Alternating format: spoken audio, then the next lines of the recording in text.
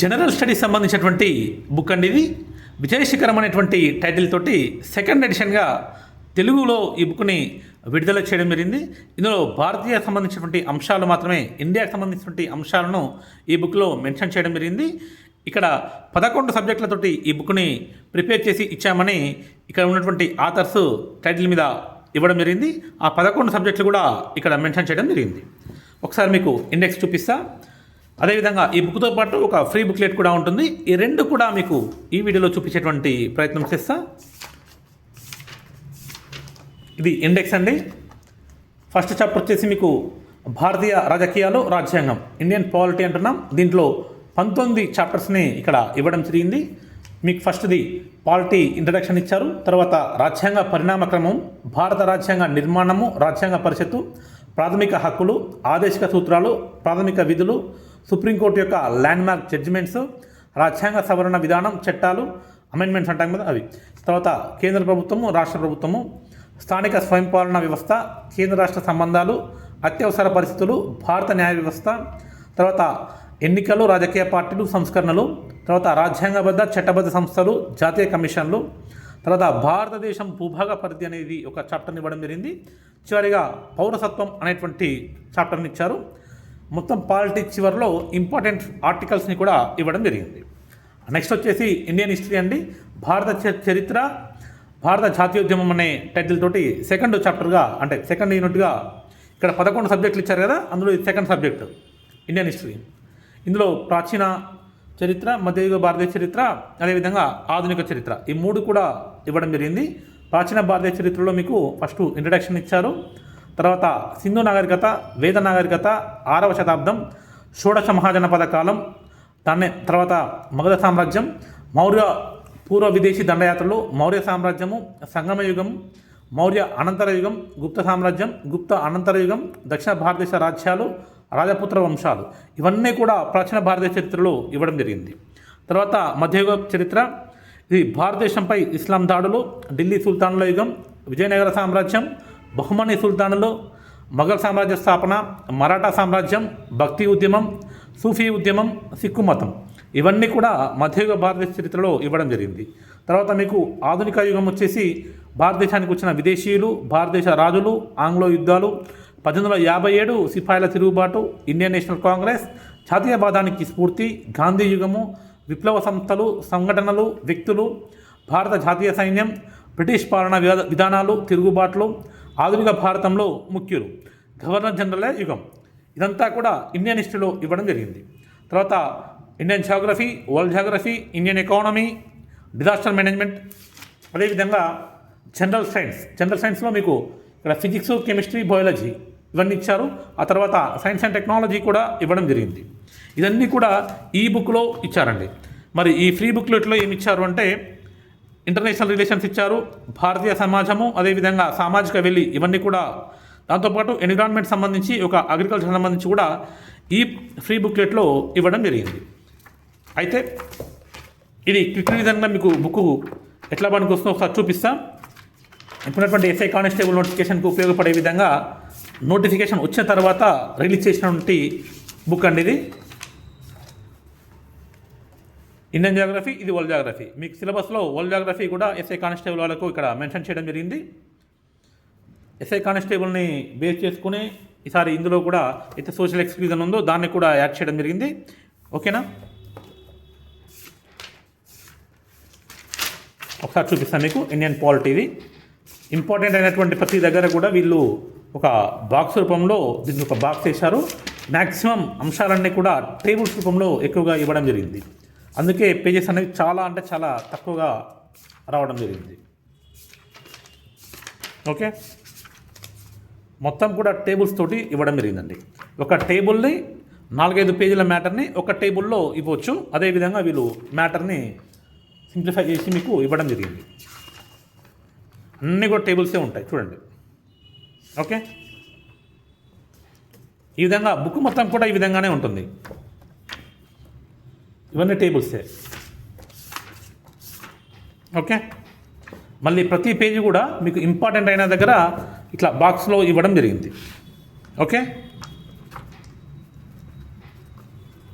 పౌరసత్వం ఇది ఓకే, అధికరణ, విషయము, సంక్షిప్త వివరణ పౌరసత్వం సంబంధించి ఇంపార్టెంట్ ఆర్టికల్స్ని పాలిటిక్స్ చివరిలో ఇచ్చారు.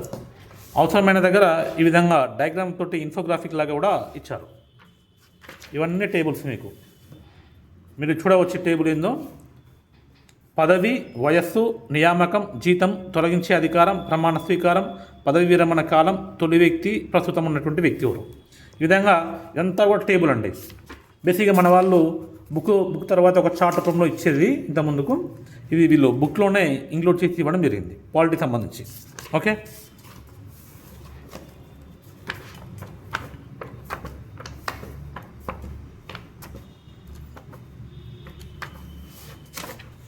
ఓవరాల్గా ఈ బుక్ ఇది.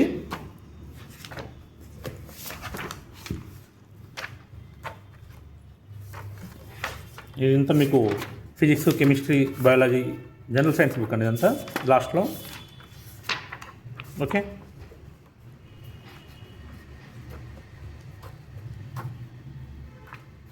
ఇది డిజాస్టర్ మేనేజ్మెంట్.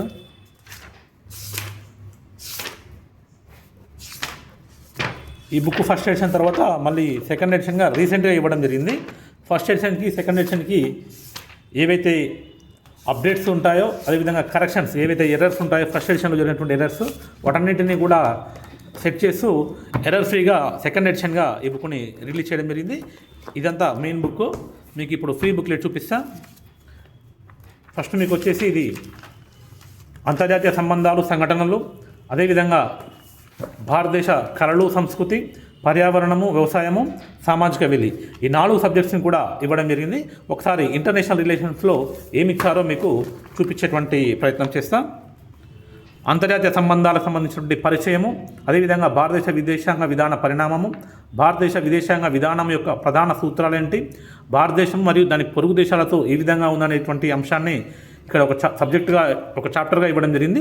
అదేవిధంగా ప్రధాన ప్రపంచ దేశాలతోటి భారతదేశం యొక్క సంబంధాలు, తర్వాత అంతర్జాతీయ సంస్థలు మరియు వేదికలు, ప్రపంచ సమస్యలలో భారతదేశ పాత్ర ఏ విధంగా ఉన్నది, అదేవిధంగా ముఖ్యమైన అంతర్జాతీయ ఒప్పందాలు, సదస్సులు మరియు సంఘటనలు, సమకాలీన అంతర్జాతీయ సంఘటనలు మరియు భారతదేశ వైఖరి.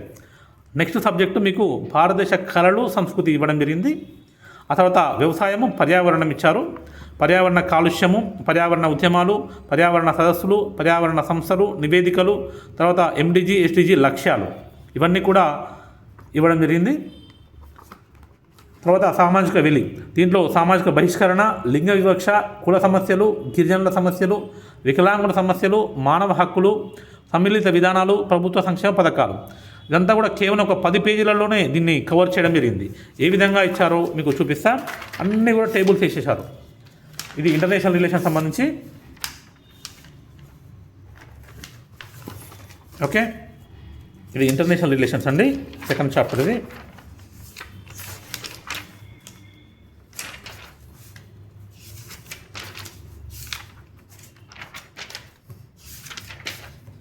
భారతదేశ విదేశాంగ విధానం, ప్రధాన సూత్రాలు, థర్డ్ చాప్టర్.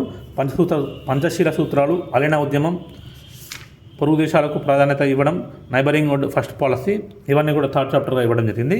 తర్వాత భారతదేశం మరియు దాని పొరుగు దేశాలు, పాకిస్తాన్ తోటి ఏమేమి ఒప్పందాలు ఉన్నాయి, సింధు జలాల ఒప్పందము, అదేవిధంగా సిమ్లా ఒప్పందము, కర్తార్పూర్ కారిడారు, లాహోర్ డిక్లరేషను, అదేవిధంగా భారతం చైనాతోటి ఏమేమి ఉన్నాయి, దానికి ఉన్నటువంటి ద్వైపాక్షిక సంబంధాలు ఏంటి, ప్రధాన ఒప్పందాలు ఏంటి, ఈ విధంగా చైనాతోటి, భారత్కు బంగ్లాదేశ్ మధ్యలో ఉన్నటువంటి విషయాలు అవన్నీ కూడా, అదేవిధంగా భారత్ బంగ్లాదేశ్ తోటి, భారత్ భూటాన్ తోటి, భారత్ శ్రీలంక తోటి, మాల్దీవులతోటి, మయన్మార్ తోటి, ఆఫ్ఘనిస్తాన్ తోటి. ఓకే, తర్వాత ప్రధాన ప్రపంచ దేశాలతోటి భారతదేశ సంబంధాలు, అంటే ద్వైపాక్షిక సంబంధాలు ఏమున్నాయి, మనం ఏమేమి ఒప్పందాలు చేసుకుంటున్నాం, అదేవిధంగా రీసెంట్గా జరిగినటువంటి ఇన్సిడెంట్స్ ఏంటేంటి, ఈ విధంగా అంటే ఇంపార్టెంట్ అయినటువంటి దేశాలు, ప్రధాన ప్రపంచ దేశాలతోటి భారతదేశ సంబంధాలు, పొరుగు దేశాలతో సంబంధాలు, ఇవన్నీ కూడా ఇంటర్నేషనల్ రిలేషన్స్లో ఇవ్వడం జరిగింది. చూడండి ఇక్కడ ప్రధాన దేశం గల్ఫ్ దేశాలతో ఎట్లున్నది, ఫ్రాన్స్ తోటి, యూకే తోటి, ఆఫ్రికా తోటి మనం ఏమేమి ఒప్పందాలు చేసుకుంటున్నాం ఎట్లా అనేది. తర్వాత అంతర్జాతీయ సంస్థలు, వేదికలు, యుఎన్ఓ కానీ, యుఎన్ఎస్సి కానీ, డబ్ల్యూహెచ్ఓ కానీ, ఇవన్నీ ఇంటర్నేషనల్ సంబంధించి బిమ్స్టెక్, ఇవన్నీ మీకు తెలిసినవే.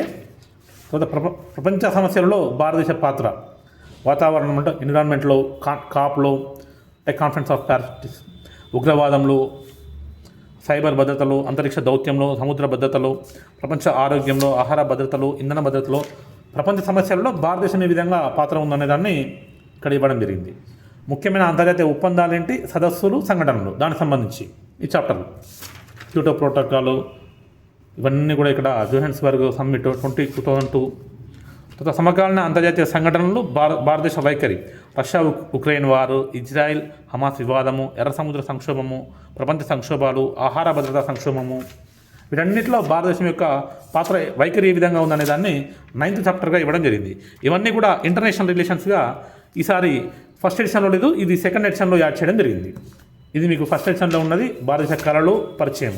ఓకే, మీకు చివరిలో సోషల్ ఎక్స్క్లూజన్ ఉన్నది చూపిస్తారు.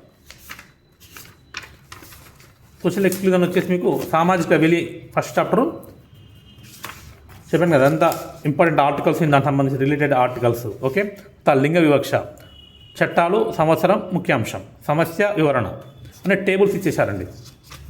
మీకు చూపిస్తారు టేబుల్స్ ఎట్లున్నాయో. కుల సమస్యలు, సమస్య ఏంటి, వివరణ ఏంటి, దానికి సంబంధించిన ఆర్టికల్స్, మళ్ళీ చట్టాలు ఏమేమి ఉన్నాయి, పోరాకుల పరిరక్షణ చట్టము, దాని యొక్క ఎక్స్ప్లెనేషన్ అంతే. గిరిజనుల సమస్యలు ఏమేమి ఉన్నాయి అన్ని టేబుల్స్, సింపుల్గా టేబుల్ వేసి ఇచ్చారు. వికలాంగుల యొక్క సమస్యలు, ఓకే, ఇంకా గవర్నమెంట్ స్కీమ్స్ ఏమున్నాయి వీళ్ళకి వికలాంగులకు సంబంధించి. ఓకే, మానవ హక్కులు చెప్పాను కదా, అన్ని టేబుల్స్, ప్రతిదానికి ఒక 2-3 టేబుల్స్ ఇచ్చారు. సింపుల్గా మీకు రివిజన్ తీసుకోవడానికి చాలా ఈజీగా ఉండే విధంగా ఏదైతే ఎస్ఐ కానిస్టేబుల్ సంబంధించి ఎగ్జామ్స్ ఏవైతే ఉన్నాయో వాటికి ఉపయోగపడే విధంగా ఈజీగా మీకు రివిజన్ అవ్వడానికి, అదేవిధంగా సరిపోయే విధంగా మ్యాటర్ని కూడా చాలా మ్యాటర్ని తక్కువ చేసి, అంటే చెప్పాను కదా ఒక 4-5 పేజీల మ్యాటర్ని ఒక టేబుల్లో ఇవ్వచ్చు. ఆ విధంగా అనేక టేబుల్స్ వేసి దీన్ని చాలా తక్కువ పేజీలలో కుదించడం జరిగింది. ఓకేనా, మీకు ఇది రివిజన్కి యూజ్ చేసుకుంటారా లేదంటే ఇదే బుక్ చదువుతారా అనేది మీ ఇష్టం. ఓకే, ఈ బుక్ సెకండ్ ఎడిషన్ అండి, అందుకే మీకు బుక్ మొత్తం కూడా చూపించేటువంటి ప్రయత్నం చేశా. ఓకేనా, థ్యాంక్ యూ.